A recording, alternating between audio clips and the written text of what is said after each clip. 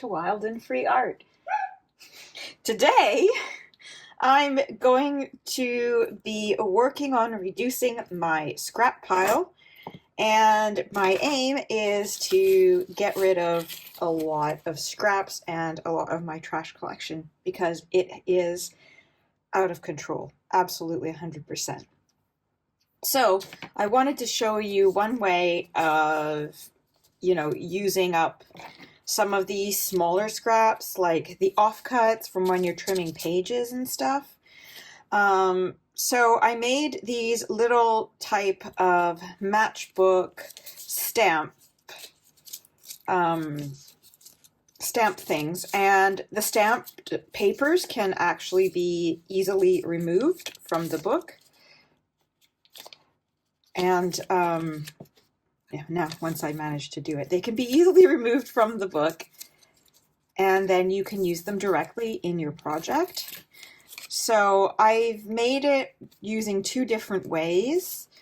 Credit goes to Dragana Sasibo for the perfect binding kind of one. So that's the ones that's glued together. And I'm not sure where I saw the one with the tear off edge. So you see here, that one, it tears off and you can just, pull it. And then you can use it in your collage or as a little bit in your journals. So what you're going to need is some offcuts. And what I've done is I have tried my best to more or less divide them by thickness. So trying to make sure that their thickness is more or less the same. So here I've got some chunkier ones, and here I've got some really narrow strips of paper. And then you're going to need some cardstock scraps. So I've got these, all sorts of just bits, and that's going to be the cover. You'll need some PVA glue for the perfect binding type and a stapler for the tearaways. And one of these kind of, I'm not even sure what they are. You roll them like this. They look like this. I have another one somewhere here too, which I've lost as usual. No surprise. There it is. So I've got these two. I found that I preferred this one to this one just because of how it did the holes. But again, you can use what you have. And if you don't have this, you could just use an awl or a needle and a ruler to keep it straight and just punch the holes like that.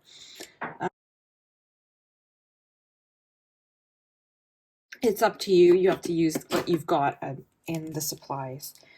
So the first ones I'm going to show you how to make, because they take a little bit more time and precision, are the ones that have the perfect binding. We'll call it perfect binding, the glue in the back. So they're basically all glued together, and then you wrap something around them, around the top, to just make sure it stays all decorated. So your first step is going to be to collect papers that are more or less the same thickness.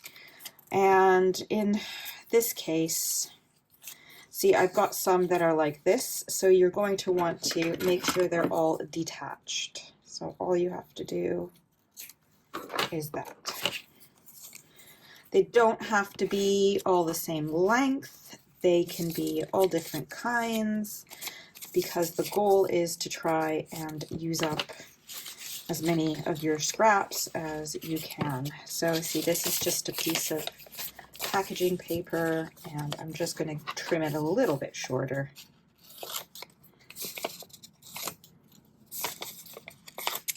To use it better. Okay. Little piece of blue stuff. This is actually actually fold it in half.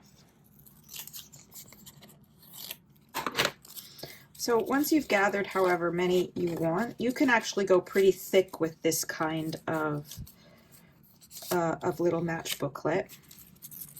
So I can add a few more. Ooh, this one's nice. There's some eco-dyed sheets. That might work.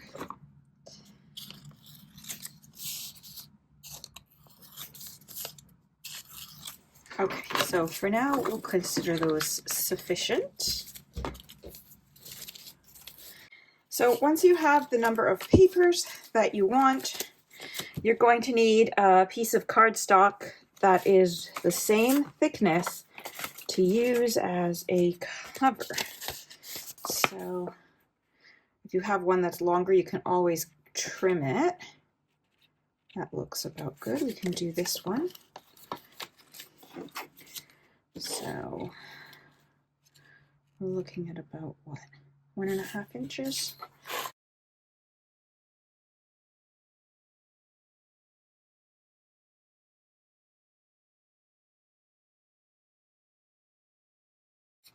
One for the front, and that's actually pretty much a good size, and one for the back.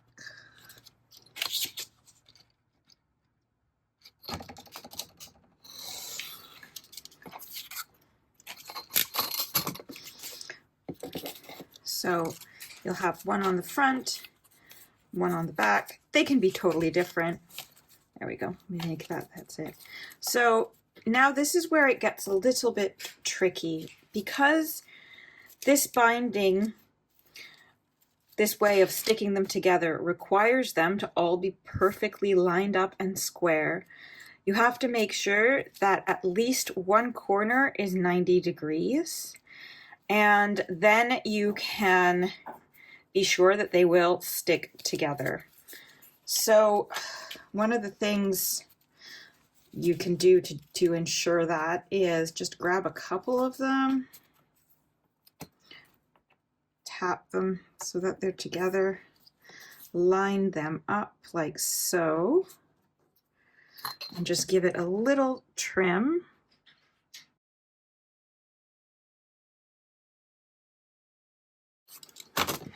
And this way, you know that this and this are lined up. So it doesn't matter with the rest, but you can do this, and then you do the same with the others. Just gather your pieces. Make sure they're all lined up.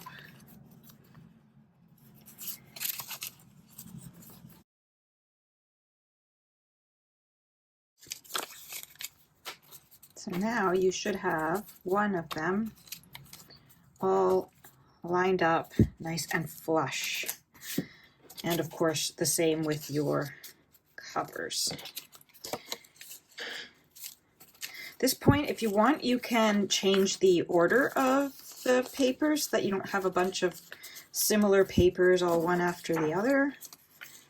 That is totally up to you.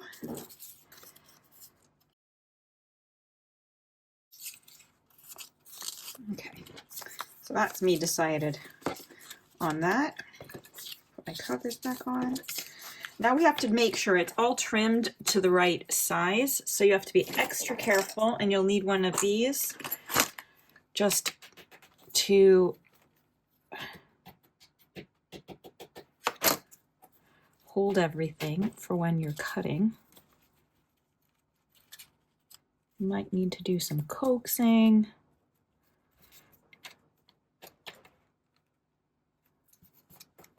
You make sure that you're lined up on that side and on the top.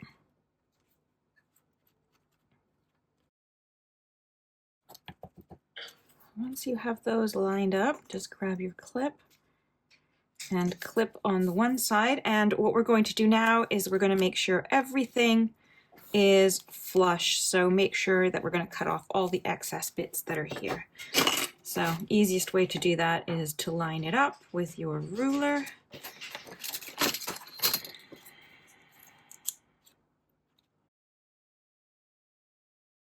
If you need to, you can also give it a quick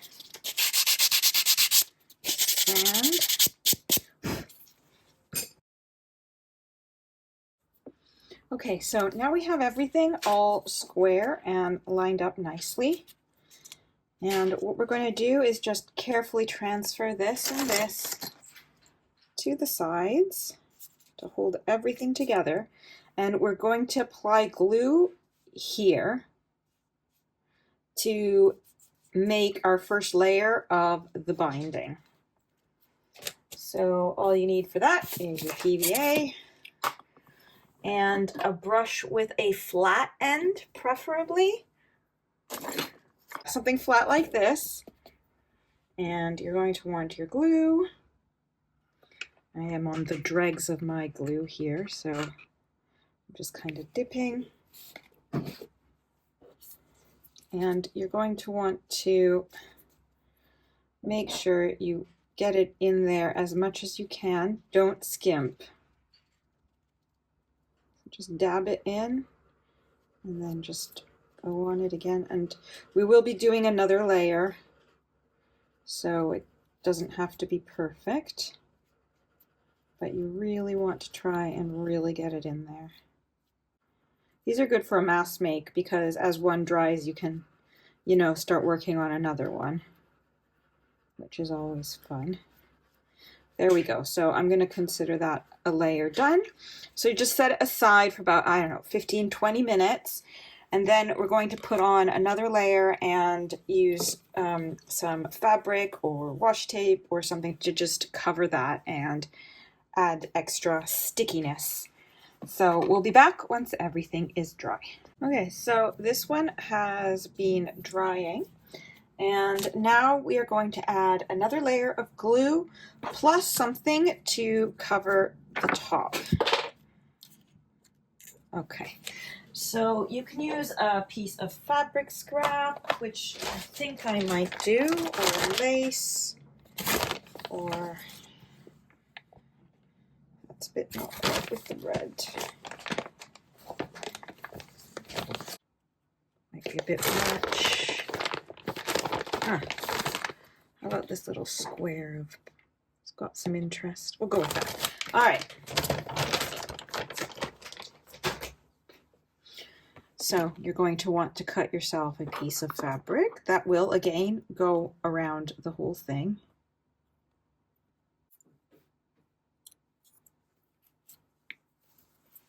Okay.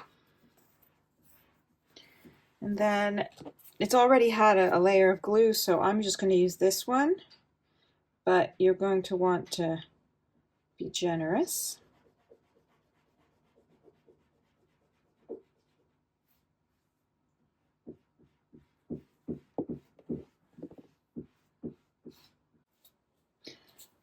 To do this.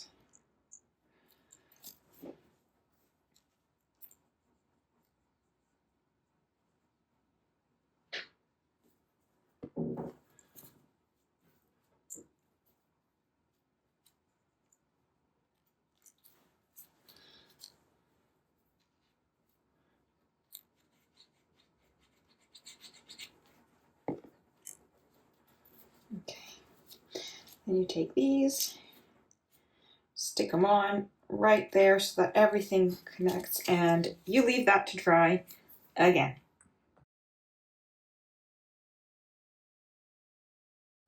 Now we're going to start doing the staple one. So more or less the process is practically the same until it comes to putting it together. So first you're going to want to pick your papers. In my case this time I have decided to go for a little bit more chunkiness, not the super skinny ones, and I need to keep it limited because, and you'll have to test this on your own, how many layers your stapler will actually go through, because you have not only these, but you've got the two covers that you need to staple through. I have found that mine handles about 5 pages, more or less, plus the two covers in cardstock. So that 1, 2, 3, 4, and 5. That is what, oh no, those are together, that one, 5. I'm going to do. Yes, child. Where's the white Posca pen? Thank you. You're welcome. And now I need to find a piece of cardstock that is the right 2 pieces of card. I mean, I can always trim them down a little bit. I can use some of this, all very colorful. Yeah, I think I'll go with that one. So again, you want to kind of roughly line them up. And in my case, I'm going to just give this a rough trim here. Keep the straight part at the top, and this one is the back. And you can be a lot less precise on this one. Just make sure it's all together and that you're lined up on this here. Okay, and now we are going to just trim these off. I'll just grab that and hold it together. And we're just going to trim them so that they're all the same width. Then we will do the next step.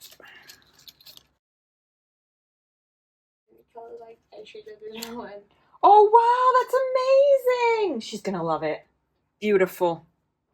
I'm gonna put varnish on top to protect the paint. Can I show them? You may. Her art, gorgeous art by my daughter. She is the resident painter. Well, careful, I don't want to actually, chop this down. All right, let's put this in a safe place. That is going to be for a card that I am making.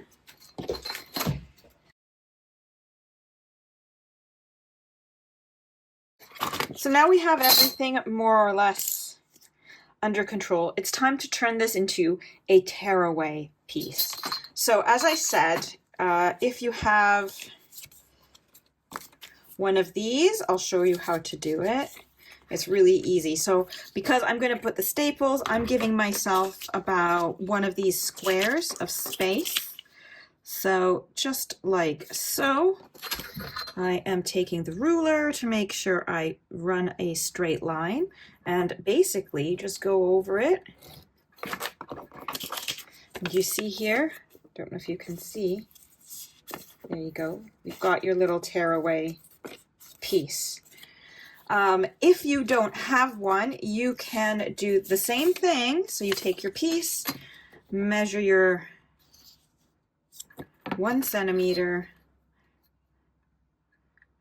line up this. You can take an awl and just punch quite a few little holes together, close together.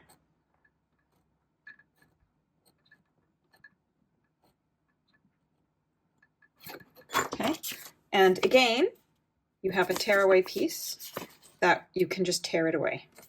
So whatever tool you have, you can do it. I'm just using what I have because I'm lucky enough to have these little rolly things. I don't even know what they're called. If you know, comment below so I can actually, change it in the comments when I do my list of materials, because I have no clue what I'm doing, what they're called. So I do hope I know what I'm doing, but that's questionable too sometimes. So once you have done all of your tearaway, whichever system you've used, you put everything back together, line it all up the way you want it, and just pop 2 staples in. Just remember that you have to do them above the dotted line. So if you need to, you can make a mark, but I'm just going to eyeball it. And 2. So now we have this ready to go. You have your dotted line here, and you can just pull it and tear it. But this is just plain. You can see the staples. It's not as nice as you might want it to be. So this is where you get to be fun, and you can decorate it however you like. So let's see what we can decorate it with. maybe, let's see, I have some little numbers here.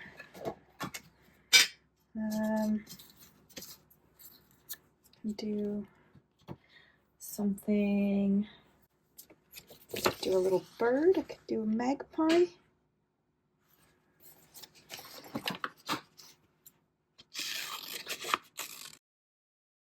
I'm just grabbing what I had on hand. So I'm just going to fussy cut this guy. Okay, so something like a little bit more layer. Hang on, see if I have other scraps, because scraps. Maybe this kind of paper here.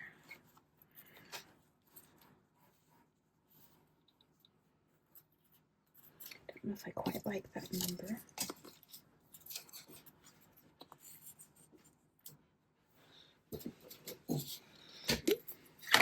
I have my little jar of stringy bits.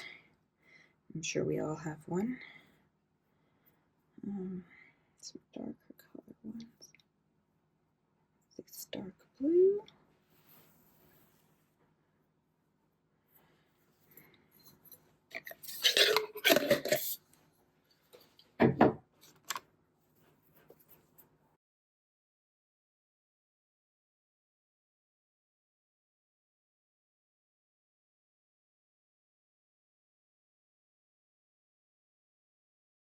Ooh, dream. Okay, I think more or less I have it.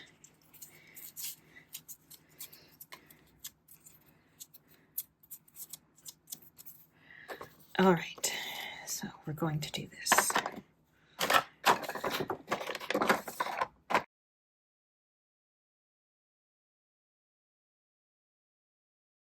Then we want something to cover up these staples. So I'm just going to use some washi tape.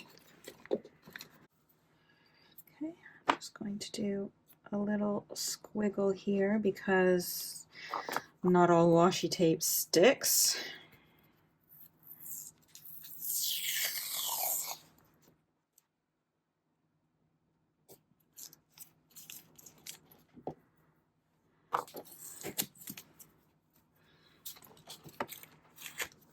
Wrap it around. Another squiggle here.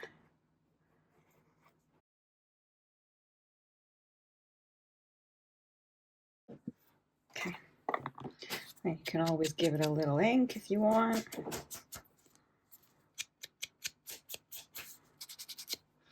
Probably could have done with some interest underneath, like stencil or whatnot, but you get the idea. Oh, I was thinking you could use them, and this is what was inspired by Dragana at Sasebo. She just used them to basically make a collection of stamps that she can just have ready to go to decorate like clusters and whatnot. So it's really easy. You just take your stamps.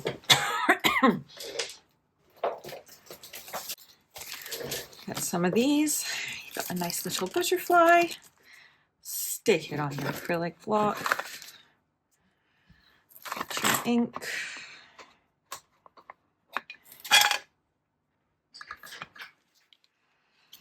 And you can do it how you wish.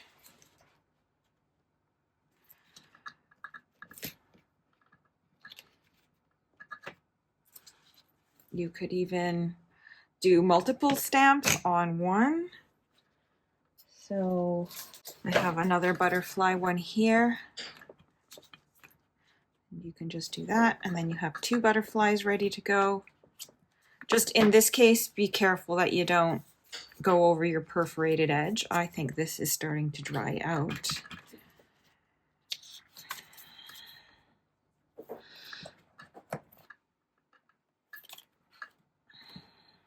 It's a bit better.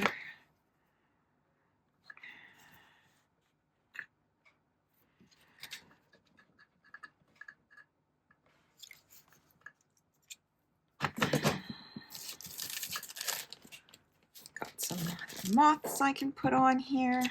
You can use it to have like some tickets ready on hand, for example. Something like so.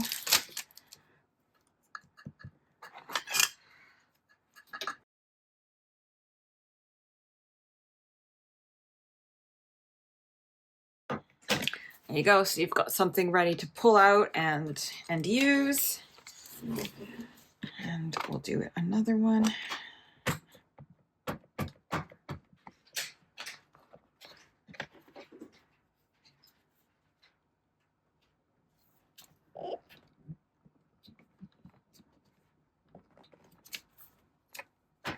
There we go. That's the end of this one because it's a small one. But these are really cute. They're good to use as, you know, little gifts or things that you can put in a, you know what I might do? Might just add a little bit here on this one. Just